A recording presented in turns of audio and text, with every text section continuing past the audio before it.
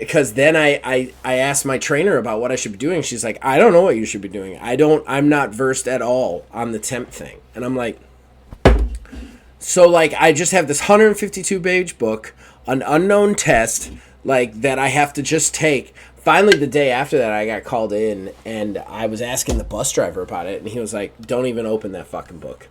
He was like, here's what you do. That test is free to take. You drive down there, you take the test. I was like, I haven't studied. He's like, don't matter. Take the test, skip as many. It's one of those where you can skip the questions and come back to them. He's like, skip as many of the questions as you possibly can, and every question you answer wrong, they tell you what the right answer is. Memorize the fucking questions. I was like, okay. And he's like, at the very least, you'll know what you need to study, but don't even bother opening that book until you take that test the first time. So I went down and I took the test. I actually only failed by like 6 questions. Oh, that's cool. Yeah, then I failed the next day by more, which... Oh, that pisses me off. That sort of shit pisses me off so hard. Then the day after that, I passed that one, got really excited because I thought that was the only test I had to take. Get up there, and he goes, all right, so you ready to take the next one? I'm sorry, next one? Yeah, for the CDL Class B, now you have to take the air brake test and then the passenger test. I was like, oh... So 2 more? And he's like, no, 3 more. You just can't take the school bus until you take the passenger test. I'm like, why? It's like a surprise every single time. And it's like, and after you pass those 3 tests, then from there you have to enter a tournament. Once you win that tournament, you can then move on to the semifinals where you compete against the other bus drivers. Last one standing gets the job. Right. And then you submit to a blood test. Yeah. Apparently, getting a CDL license is like getting into that school in My Hero Academia. You have to like fight a bunch of fucking robots and shit. I I wasn't even pissed at that point. Like I just looked at him and was like, that tracks with everything that's happened to me so far. I'll go take the test. God. Then I failed both of those tests. Then I went back the next day, passed the air brake test, failed the passenger bus test. Because the passenger bus test is a bitch. Here's why the passenger bus test is a bitch. Because passenger buses follow a lot of the same rules as school buses, but they're more lenient. So you're answering it wrong because you're answering it more safely because the school bus shit has taught you to do it more safely. Like a school bus has to stop at every railroad track no matter what. Whether the signs are down, whether the lights are on, you have to stop as a school bus. You have to open your doors and your windows, ask for silence, look both ways, then cross. A passenger bus could just drive over the fucking tracks. I didn't know that, so I got that wrong because I'm like, I got to find an answer where I stop. Yeah. Time to get your fix.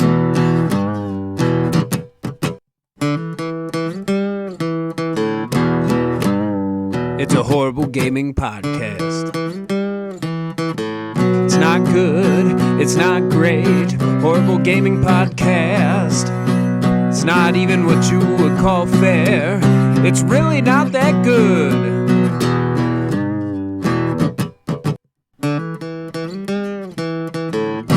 Horrible Gaming Podcast. Hello, my name is Zachariah with Old Man Gaming, and you, dear listener, for whatever reason, have decided to listen to another Horrible Gaming Podcast. I am not alone. I am almost never alone. With me is... We have returned. We are alive. Hooray. You still have to say your name. Oh, yeah, the only Tiny Wizard. We're introducing you. You haven't said your name. Yes. Might be. It's been a day. It has been a day. So... Look, guys out there, if you listen to my my latest Sanctorum with Wizard's Respite, which just went up, I know I said before Christmas that our content was not going to go away, and then our content went away. Just disappeared. Going back to work was a lot harder than I expected it to be. It has been a very crazy up and down experience.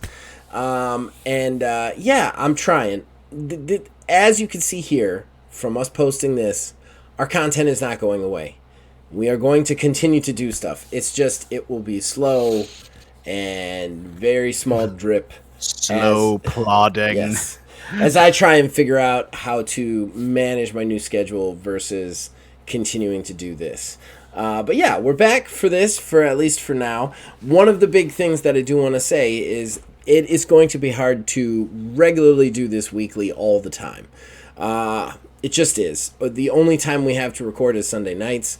That is right before I go back to work, and I now work at 5:30 in the morning. So it is a little bit harder to do this. That being said, we're going to try and do it weekly. But if for any reason I don't feel like doing it, or Neil can't make it as early as humanly possible, you're not going to get a podcast that week. It almost didn't happen tonight, actually. It really almost didn't. This was skin of the teeth. The only reason I'm still willing to do it is tomorrow is a holiday. But yeah, so like, just so you guys know, that's just the situation we're in. And I hope you guys bear with us, because we love having you guys here and we love talking to you. So with that being said, we are going to talk about Switch 2, or lack thereof, in my opinion. Again, we are going to be trying to do shorter shows, just because of our kind of more restrictive schedule. We are also got a ton of fan interaction to get through. So yeah, so let's thank the people who make this possible before we get into that. Behind our ugly mugs, you see a custom graphic that was provided by Mr. Mark Bell. Thank you for that. And of course, the theme song for this show and all of the shows here at Old Man Gaming is provided by the man who makes the music, my brother Nick Van Sliders. We thank him for that.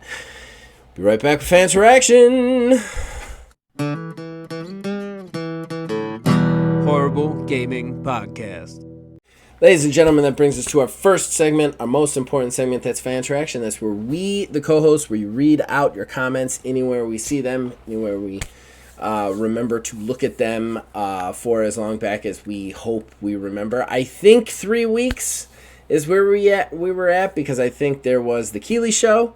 Then there was the Horrible Game Awards, and there's a prediction show. So I'm pretty sure I've got to read all the comments from that. So let's get right into it and not waste any time.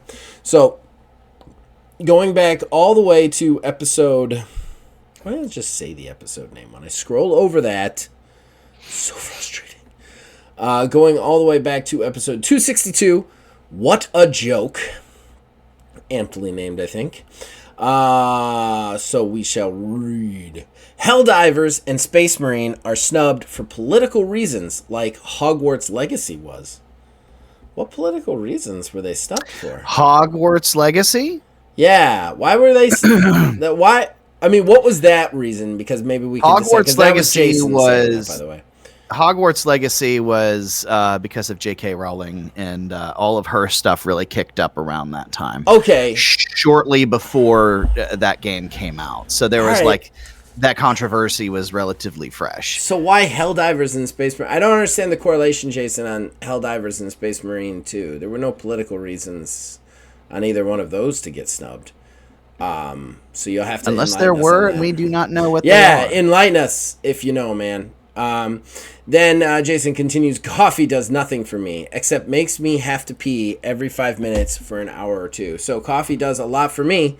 I have found. Like in the morning, I make a giant iced coffee. It gets me through my morning shift. And then I make another one right before I go in for the afternoon, and it has been keeping me alive. I'm not gonna lie, it is on life support for me. So, then we've got William Hohen. Hi! Exclamation point. Coffee is good, but tea is so much better in my opinion. Really, I never watch actually the Game Awards, but the overall online discourse seems to be that it was a better show than last year. Thanks for the show, and happy holidays. Cheers. Hashtag can't wait for the predictions show. Well, thank you for that, my friend. I appreciate it. I think that, I don't know. I mean, I have a hard time remembering back to the one before this year, or like they kind of all blend together to me. And I think that's kind of the problem with the Game Awards in a lot of ways, is that they do all blend together for me.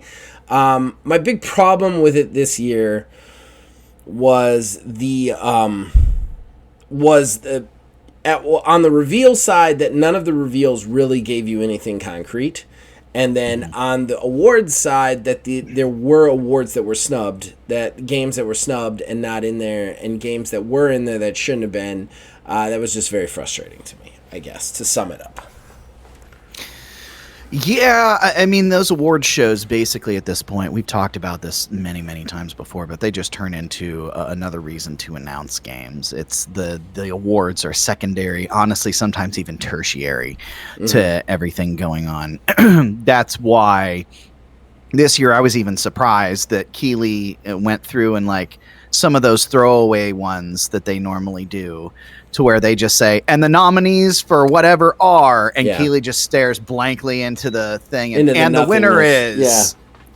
And then they didn't say anything. The fact that he even read those off was like, holy fucking shit. Like, we actually care about that. Yeah. But yeah, that's all it is it's just a summer. It's the winter version of the Summer Games Fest is all. It's winter E3. Definitely feels like that to me, and I would much rather it be an award show than a place to reveal games. And it's kind of a catch-22, right? Because I think that they get gamers in the door because of those trailers, but I think at the same time they focus too much on the trailers and not enough on the awards. I mean, again, we want video games to be considered an art, and it's not going to be considered an art if your award show considers of mostly advertisements for future games, you know? Right. It's just very shallow. Very shallow, yes. And then finally, Jason actually replied to William's comment, T is much better. I don't usually watch industry game awards stuff, but this time I watched someone else watch them this time, and it was still very meh.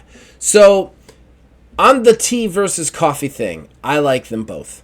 I have very different uses for both of them. I definitely find that tea does not keep me awake as well as coffee does. It doesn't give me the burst of energy that coffee does.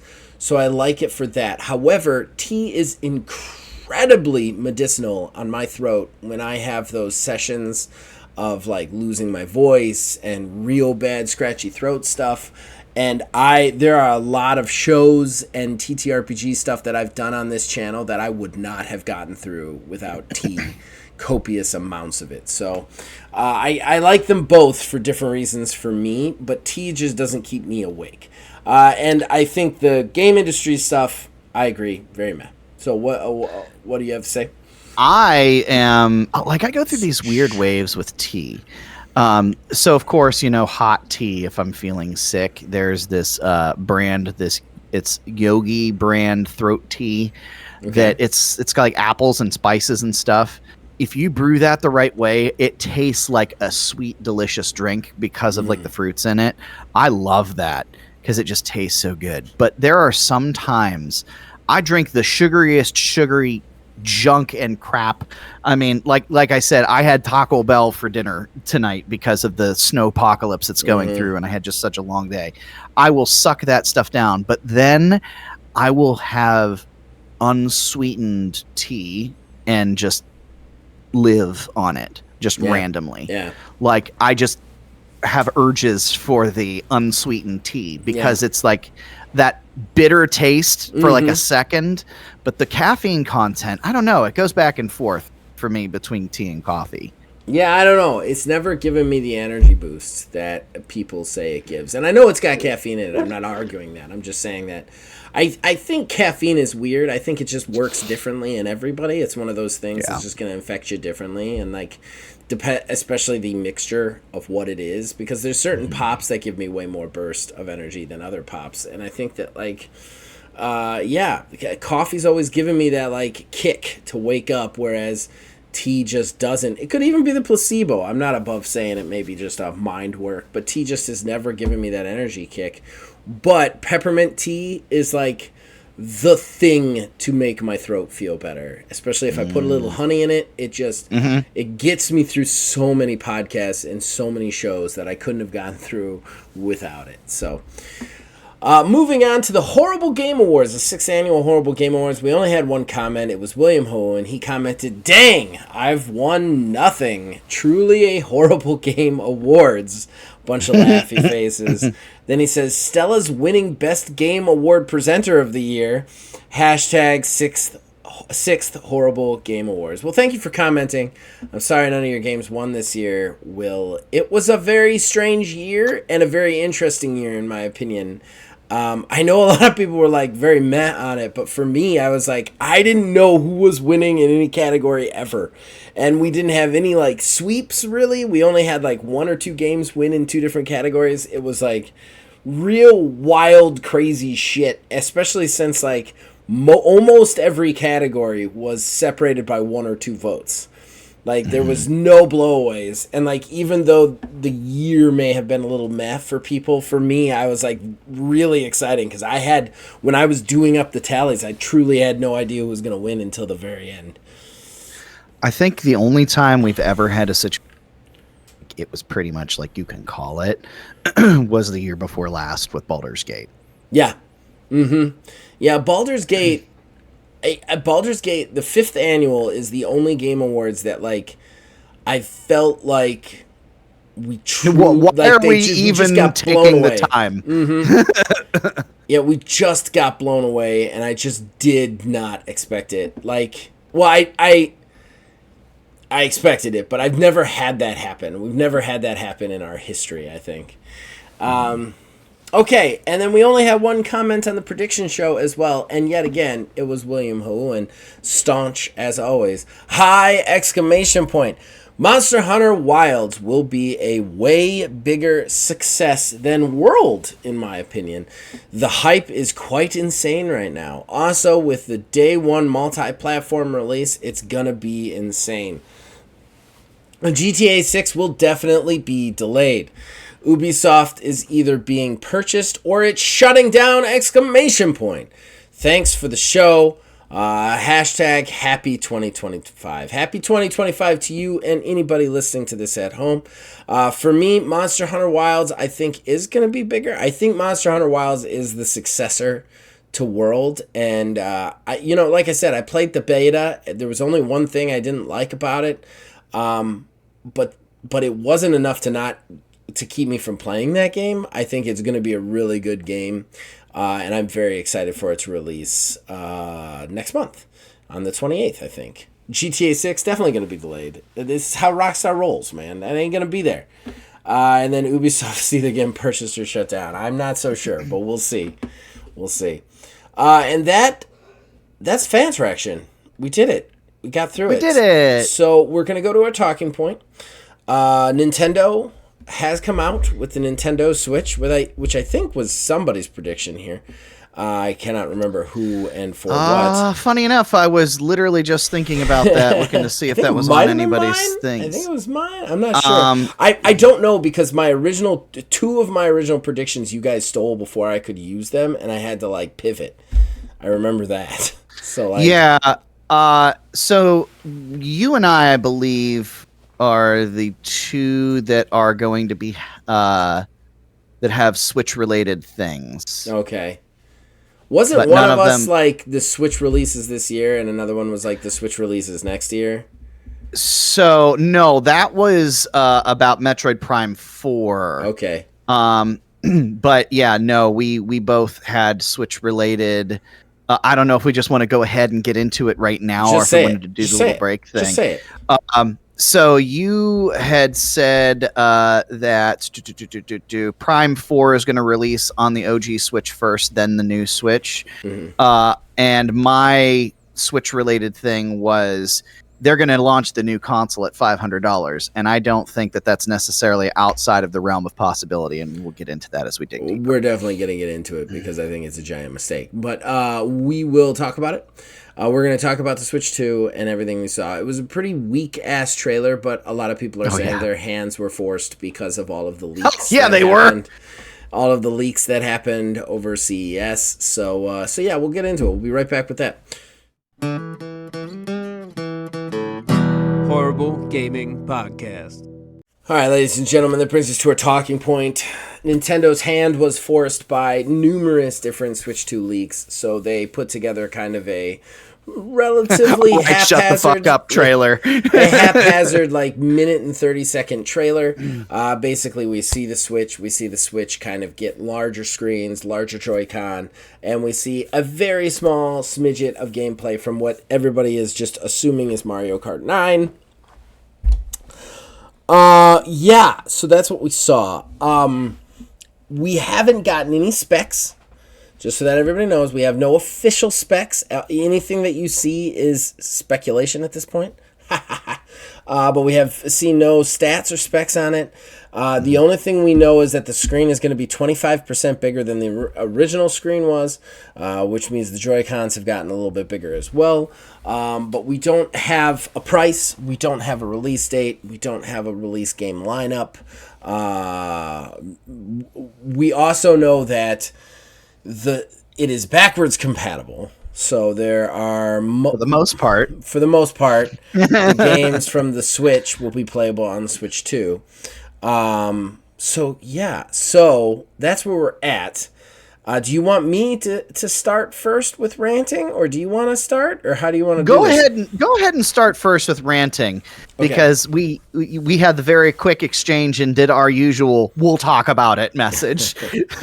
I think this ad was a mistake. I think they got pressured into it, and I think they played chicken with a bunch of leaks, and they lost. So they haphazardly threw together a trailer. They put it out there, and now people are running wild with speculation, and that's going to cause them problems when they release, which is what is, in my opinion, basically just like the next version of an OLED Switch. Like for me, it's equivalent to a mid-series upgrade. Like, it does not equal a new system to me in any way, shape, or form. What bothers me about this too, look. Again, I've been saying this since the beginning. I could be proven wrong. And if I'm proven wrong, I'll eat my words happily. I don't think this outsells Switch, which everybody's already saying it's not going to. But I don't think this thing can compete with a Steam Deck.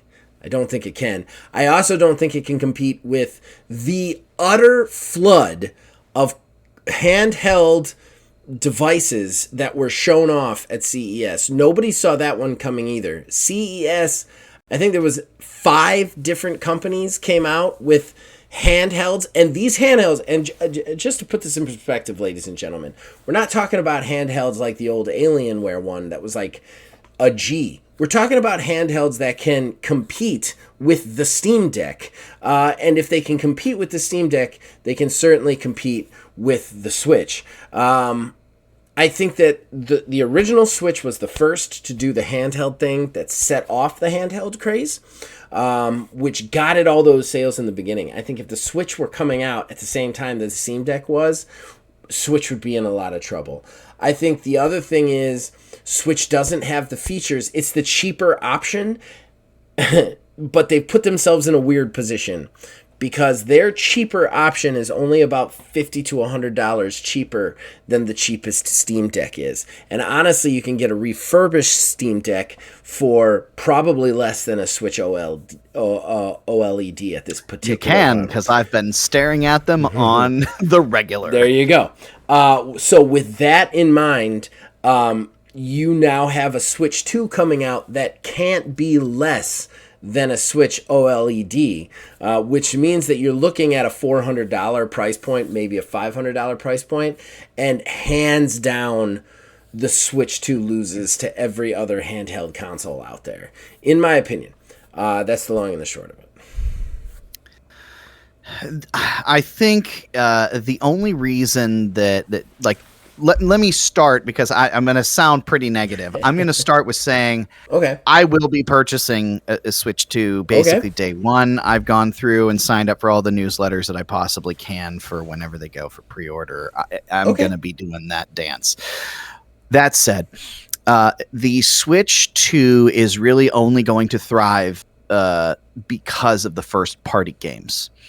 And for a lot of it is the reasons that you kind of mentioned. Before, when the first generation of Switch came out, the first generation of Switch came out, and there weren't very many things like it. You could get like Android emulation tablets, which like I have one of those upstairs that just runs simple Android, and you can throw emulators and ROMs on there and play some older games on it. There really wasn't even the Steam. In fact, if I remember correctly, that's when we were talking about that Alienware one that was going to be something like $1,200. Yeah. I don't think ever really even released to my knowledge. And then the Steam Deck came out like a little while there afterwards, and it was the first real like, hey, this is a thing. After that, and the ROG Ally took off, like you said, everybody's got Steam Decks now. And Steam OS is now going to be on like other handhelds too. I think it was the Lenovo one is going to have Steam OS. It's going to be one of the first not Steam OS devices. So it's making its way more mainstream. And like you had mentioned, with the backwards compatibility, we have found ourselves in the same exact spot that we have with other previous generations. The backwards compatibility. Now it does matter whether or not they do the backwards compatibility of, hey, this new console is out, we're going to do cross-platform for a year and then stop making games for the Switch, and then you can just play your first-gen Switch games on your second-gen.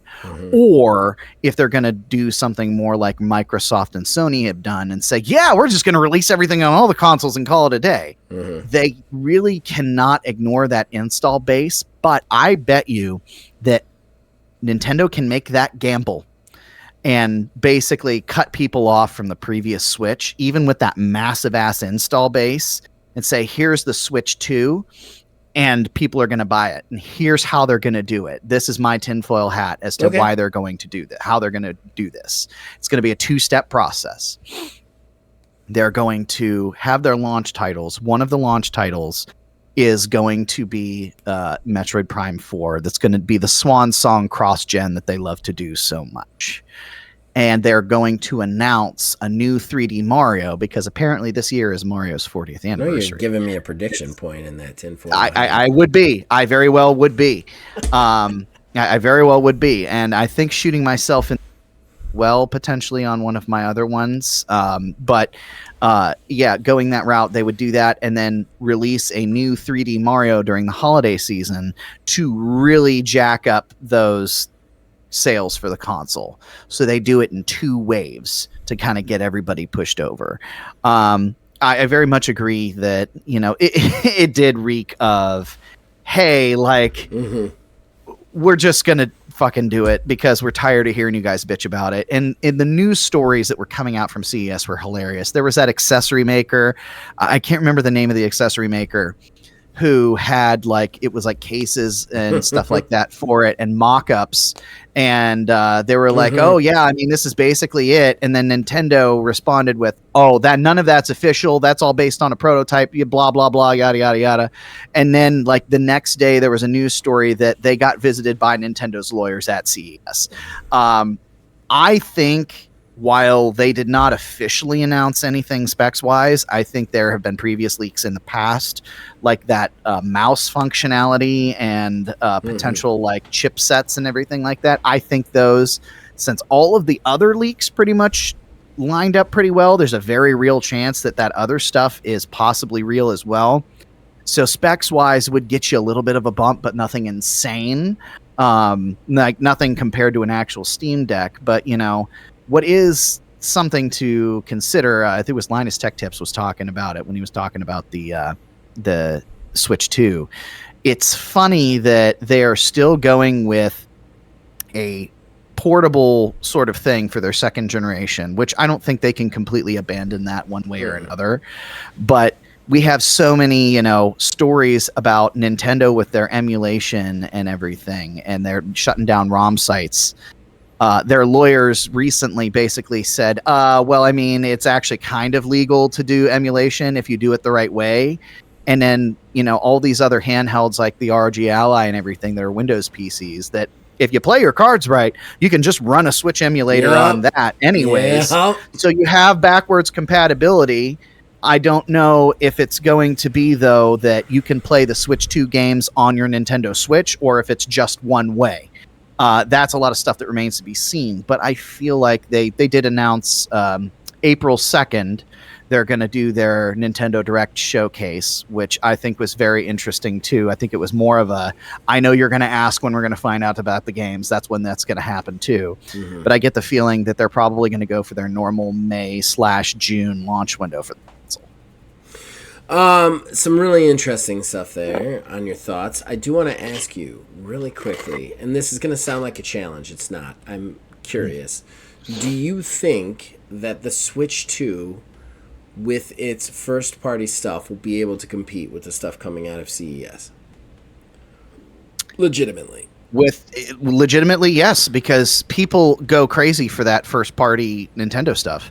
Okay. That's really what's kept them afloat. They've really not had a whole heck of a lot of third-party support overall. I mean, here's my problem. Here's my thing.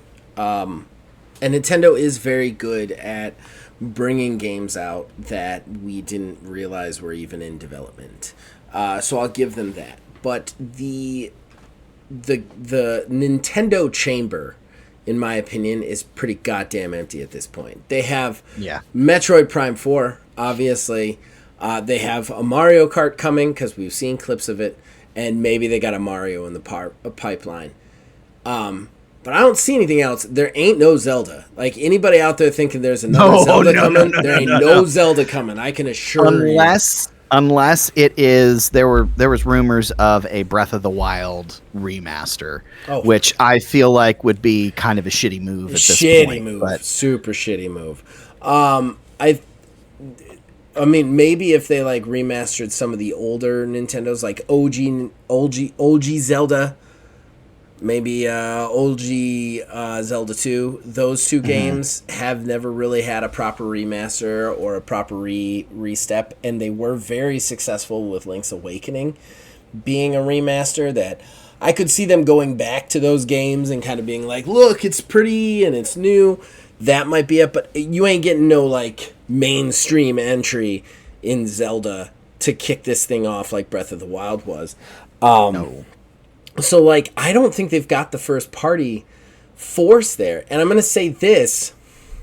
The other thing is, you're right. People do go crazy for those first-party games. I'm not arguing that. But everybody who went out and bought a Switch for those first-party games have first-party games.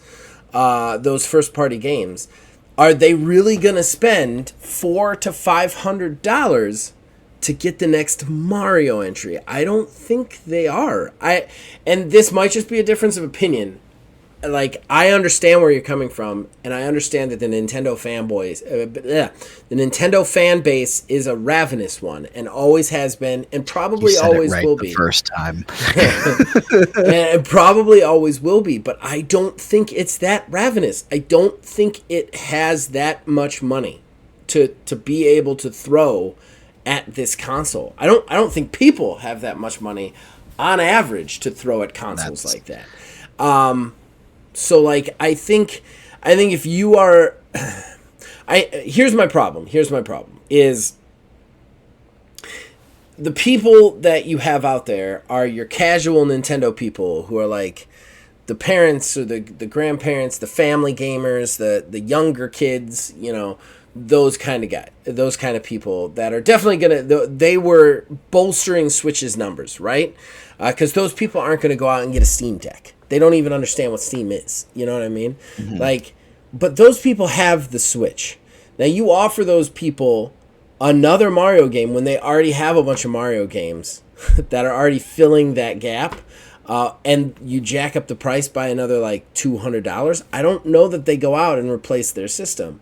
So at that point, you're left with more hardcore fans. And there's plenty of more hardcore Nintendo fans, but those people, they're looking at the Steam Deck and the Nintendo Switch 2, and well, I could play all my Steam games on this thing for $150 less than this, which is just going to give me some new Mario games. And I think that Nintendo's in a real spot of bother that this is another portable system. I think they set off the craze, and now they don't know how to... Nintendo has a bad habit of setting off crazes, setting off trends, and then not being able to contend when other people come in. You know what I mean? It's like they're the first to do it, but they're not necessarily the best ever. When you look at anything they do, whether it be game design, whether it be accessory design, like, people have this reverie for Nintendo, and that's fine. I'm not arguing that it shouldn't be there.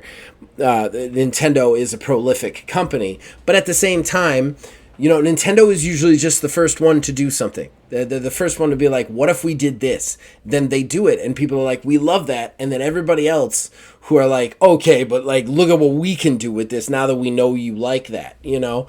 And I feel like Switch 2 is facing the same barrel that Wii U was facing. You know what I mean? Like, I feel like you're in that spot where, like, okay, now everybody does this better than you. How do you keep up? And I haven't seen any evidence that they can. So I honestly think the pricing thing may be the weirdest hurdle that they have to really overcome, I feel like. Yeah. Because the value proposition gets weird based on what they've said. So first off, they've said basically everything's backwards compatible. Mostly. What does that mean? You know, it very well could be something based on, you know, if you have to detach Joy-Cons to play games or something like that weird, or if it's like weird because they're talking about like Nintendo Labo or some shit like that. Right. But think about this. The OLED Switch, I believe, still goes for $350. Yes, it does. There is no way on the face of this planet Earth that they can come out with a Switch successor that is anything less than $400. Yep. They have to come in at least at $450. Right. There's no other way around it unless they decide to cut the price down on the Switches, which really has not happened. Yes. Because then on top of that, another reason why I'm really thinking about this, not to get like, because it's in the zeitgeist right now, the political stuff. There's talks of tariffs and everything being placed on electronics and imports and stuff like that. I think that's something else that's going to drive the price up. So let's say, you know, your OLED Switch is $350. Let's say it's just $400 even if they go with $400, depending on what that shakes out to be, that's going to push the price to $450. If not, my prediction, $500 for that console. Which is something that I think I kind of alluded to when we made that prediction. Yeah. Especially now thinking on it a little bit more, it's going to be a more expensive console. There's no way around it. Like, there's no way around it. Like, aside from tariffs and political stuff, even barring all of that, it cannot make sense. Here's for the thing. A successor to a console that is a hardware update. Yep. To cost only $50 more than one that's got a different screen. Well, and that's the thing. If it's only $50 more, the general prevailing thought process on that from the casual people will be, it's just a more advanced version of the one we already have. Why would we buy that? Right. And that's the thing. So it has to be more expensive to get those people to go, oh, it's a new Nintendo system. But at the same time, any more expensive, and those people will be like, it's too much for the new Nintendo system. And then we're in this situation. I think if Nintendo Switch had lowered their prices a year ago to $250 and $300, I don't think we would have been in this position. But they've been we would not. But they put themselves in this position where like their Switch has to be more expensive than a fucking Steam Deck, and that doesn't make sense. There's just no way on God's green earth that Switch 2 touches a Steam Deck, in my opinion. Like, spec-wise. There's just no way. Like, if the specs come out and I'm wrong, I'll eat my hat. But, like, there's just no fucking way that Switch 2 equals up to a Steam Deck. I mean, do you disagree with that? Oh, no, not at all. Not at all. 100%. But you have to price it now. You have to price it more expensive than a Steam Deck because a Steam Deck is fucking cheaper with a refurbished one. Like, that's nuts to me. Hell, a Steam Deck, like the base level Steam Deck is only what? $279 for a refurb on the 64 gigabyte version of the okay, how about just brand new? Was it 400? Brand new? No, it's not like even 300. 400. Right? The base model is something like 350, I think it is. So right there, you have to be more expensive than a more powerful competitor. No matter what. And then you look at some of the ones coming out of CES, which are more powerful than a Steam Deck, and they're priced at 400. Like, their low-end models are at 400.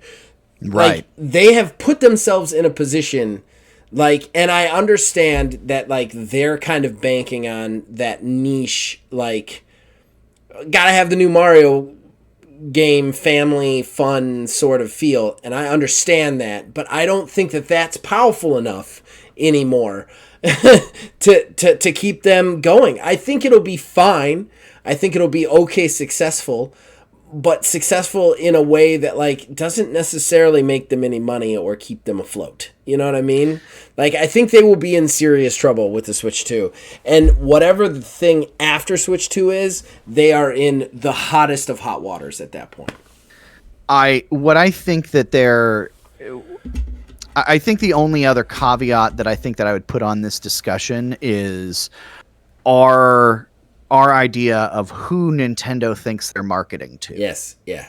Because there's the one hand, like you kind of alluded to, there's the hardcore like us who are like, well, what about the specs? What are you getting for it? What do you actually gain overall? Or are they really aiming towards, little Timmy wants the new Switch for Christmas. Right. Grandma's going to go get it for you. Like, that's probably what they're really going, like, they're aiming towards. Right. Or but little Timmy got the Switch already 2 years ago. Right. So why am I buying little Timmy the Switch again? And you haven't done enough to convince the grandma that Switch is something new, Yeah. And so, like, and I don't know. I'm sorry. I didn't mean to interrupt you. Oh, no. I was actually going to kind of jump over to something else that I don't know, I thought was pretty glaring myself, but I have not seen anybody talk about this at all anywhere.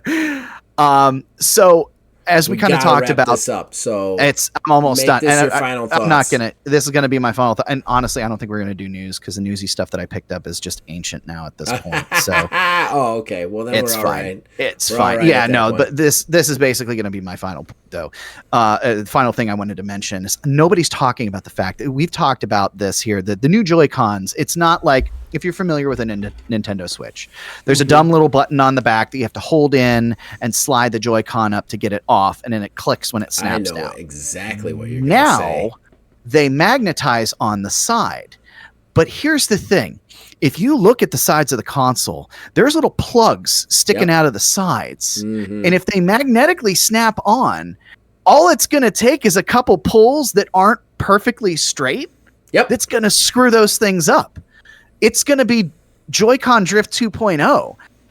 I don't know why I've not seen this anywhere. I honestly feel like if people start talking about this, I'm going to take credit for it straight up and down because I've seen this nowhere else. There is no way that those are not going to get messed up, especially ironically from the company whose first generation system had to have the pins replaced constantly because they got bent from sliding the cartridges in and out. It's the same exact thing. One wrong pull the wrong way or not straight off is going to bend those pins, and it's going to ruin not the Joy-Cons, but the console. Look, Nintendo makes interesting shit, but it makes cheap shit. And I am glad you said this, because I wasn't going to mention this because of the fact that we had limited time, and I wanted to talk more about, like, the cost comparative to the other systems. But I noticed the same fucking thing. It's like a USB plug on the side of those things. I've got 17 USBs in a drawer that I can't use because I've just plugged them. I pulled them in or out too many times. So how many plugs is what's the magic number on that Joy-Con? Because I'll tell you right now, I watched my kid pull those fucking things off the side constantly, and she sure as shit isn't gentle because she's 8. So, like, how bad is it going to be when little Timmy is over there just ripping them off the sides, and then all of a sudden one of the plugs just stays there? Like, I completely agree. Plus, And just to double down on it, Nintendo does not make the most quality. Their shit is like paper mache. It is the thinnest plastic. It is the thinnest metal parts. They are not things that, like, I'll give them props. They do really interesting shit with really cheap shit in a lot of ways. But, like, they sold cardboard to kids. Like, I'm surprised they don't make their systems out of cardboard. Like, this is, like, right there at that level. Like, why would I trust this company who, like you said, Joy-Con drift, missing prongs, so many issues with the docking station. Like, why would I trust this company to, like, fucking do that right, you know? Yeah, 100%. Yeah. I don't know, like, the only iteral iteration with this console is the stuff with the Joy-Cons. I mean, yeah, sure, bigger size, yada, yada, blah, blah. And we don't know the specs, but everything that we've seen has all been Joy-Con related about, like, sliding them around like a mouse, which is interesting, I guess. But yeah, that magnetic snap thing on there, I don't trust it, man. I do not trust it. I mean, they got 2 USB Type-C ports on it now, so they at least, thought, 2 steps ahead on that and said, hey, maybe people want to, like, actually charge it on the top while they're using it, or, something fucking wild like that. But yeah, I overall, I mean, like I said, we've been kind of down on it. Like, I'm gonna buy it. I know I'm gonna buy it. I make no illusions to the fact that I'm gonna buy it. Don't you own? That's fair. That is fair. Yeah, there's not many. There's not money. In fact, I got my Game Boy Color right back up here, trying to do this in mirror. Yeah, I see it. I don't think there's necessarily anything wrong with people buying it. You know what I mean? Like, we do this show and we sound like, sometimes I feel like we sound like we're calling people stupid for, like, purchasing things. And dude, you're not stupid. Nobody's stupid who buys a Switch 2. It's just, what we do up here is to decide whether it's worth it and to point out the merits and flaws of how they are presenting it. And I do not think that they are presenting this in a way that is conducive with it being successful. And I certainly don't think that whatever their price point is, like, is conducive with being successful compared to just the utter flood of handhelds. The handheld like CES was just like one handheld after another being announced. 5 fucking handhelds got announced there. Like, that's nuts. And I would say, like, 3 out of 4 of them are affordable, which is the most dangerous word there for Switch. Affordable, Right. And so you're in this situation where, like, Switch has to make their shit affordable, but they can't make their shit cheaper than their other shit. And their other shit is where affordable line is. So I don't know. I don't know what they do. I think it's a real pickle. But so do we have any news stories whatsoever? I mean, I do. They're just kind of old. I think very quick ones to go through. I need to get out of my NFL draft prospects. All right, well, we'll take a real quick break and come back with super old news. Yay! Horrible Gaming Podcast. All right, ladies and gentlemen, brings us to our last segment, the news. Neil collects smaller news stories that don't necessarily deserve a talking point that we want to tell you about, we want to talk to you about. So, Neil, I did have one, but it's already resolved itself, funny enough. When was that? So people didn't realize this, but like the whole TikTok ban that happened. Yeah, like it went into and it's already undone. Exactly, yeah. It's already over. But it was down for like not even a full 24 hours. But 9 hours, interesting, Marvel Snap was down for that amount of time because the same amount. Marvel Snap is owned by the company that owns TikTok, the Chinese company. So it's an American company. It's I never thought of that. What are they called? I can't remember what they're called, but it's like Brad Bond or something like that. I don't know. Yeah, but it's like an offshoot of guys. I think ByteDance and Tencent are like. ByteDance is the company that the US was like shutting down, But yeah, they published the game. So the game is completely American made, just published through ByteDance, but ByteDance was the company that does TikTok, so everything that was ByteDance was shut down. So Marvel Snap got shut down. I did not know that. Yeah. That's interesting. Isn't it? Yeah. It's very interesting. Yeah, they had a thing up that said like, you cannot access this game due to a Supreme Court decision, yada yada yada yada. And I think the guy, I can never remember his name. It's like Brad Bond or something like that. I can't remember. But he went on and was just like, if you can find if you really want to play and you can find a VPN and make yourself from Canada, you'll be okay. So, like, oh god, that whole situation was so dumb. Yeah, let's not even talk about it. I don't even want to talk about it. It's the stupidest shit ever. So what's your news story, man? Well, I mean, it's two of them. I'm just going to combine them into one, truthfully, because it's all the same flavor of stuff. So it's all about shows and movies based off of games. Okay. So first off, season 2 of The Last of Us is coming in April, which is kind of hit me out of left field. You know, it's always weird with TV shows. I always forget that, that they existed before. And The Last of Us was really only like a year ago, I think it was, for that first season. Maybe it was 2. Yeah, I don't know. It was that long ago.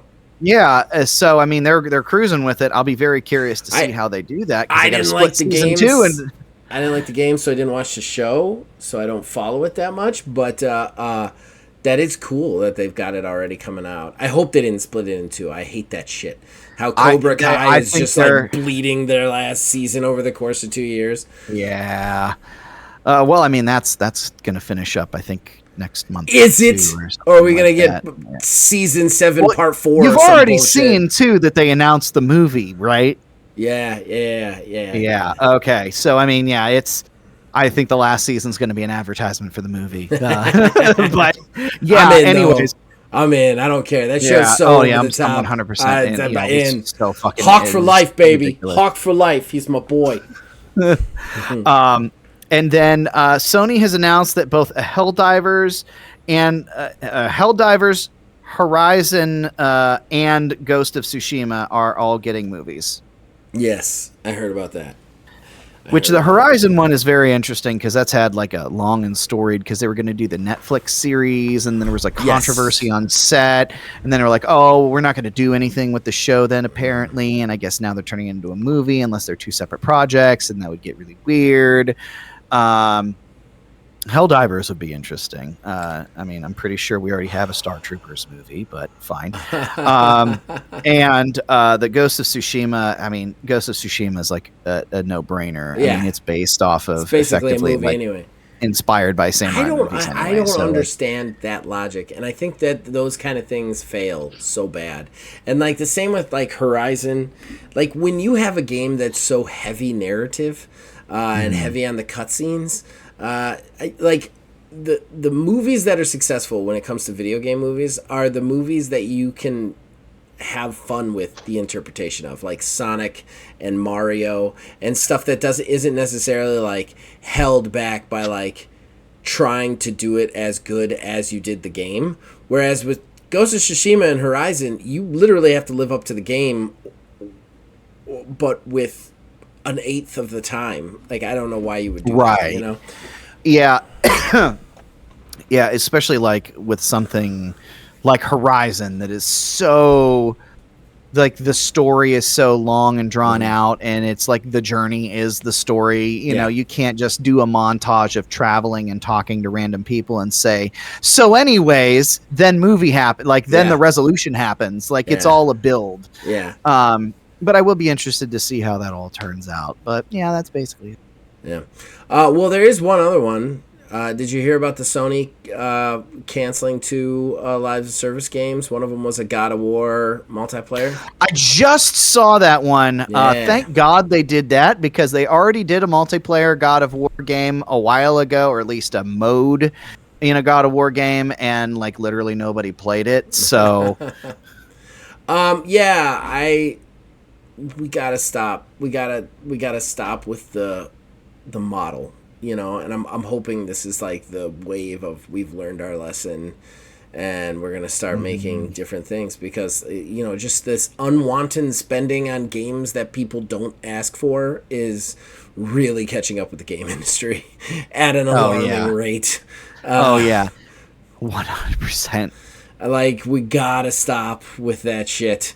So I'm glad. I'm very rarely glad to see games get canceled, but I'm glad to see these two have gone away. All right, well, if that's it for the news, we're going to take a quick break, and then we're going to wrap this thing up. Horrible Gaming Podcast. Ladies and gentlemen, that brings us to the end of the show and the shameless self-promotion that comes with it. Neil, what would you like to promote, if anything? Well, you know, of course, we're going to be doing this. I think at some point, I'm sure eventually get back to Ordo, but you know, no rush, of course. Life takes precedence over that. But yeah, believe me, we haven't forgot about that. It is tricky because Ordo, we're starting at 9:30. I'm usually going to bed at 9:30, 10 now. So like it is a much trickier thing with that. So we're going to have to do a lot of conversating on when best times are. It might be one of those things where we try and find a time over the weekend and just do it like once a month until such time as we're all the way done. And then I put them out, you know. The other thing is, too, I might have more time in the summer, but, you know, and this was something I was talking about, too, with a friend of mine, because it was like, originally my thought process was we'll get to the summer and I'll do all my recording there. But I can't spend 4 to 5 days recording in the summer because then I will completely fuck up the sleep schedule and I won't be able to move back to it when my job starts back up. So I have to keep some sub-semblance of the same schedule. So it's tricky. It's real tricky. And the TTRPG side with the actual place is definitely going to suffer the most. I know I haven't done any video game content, but you know, the OMGM that I record with Jeremy, that's done during the day. We can do that in the summer on Fridays, and we'll basically record an entire season in like 3 weeks and be done with it, you know?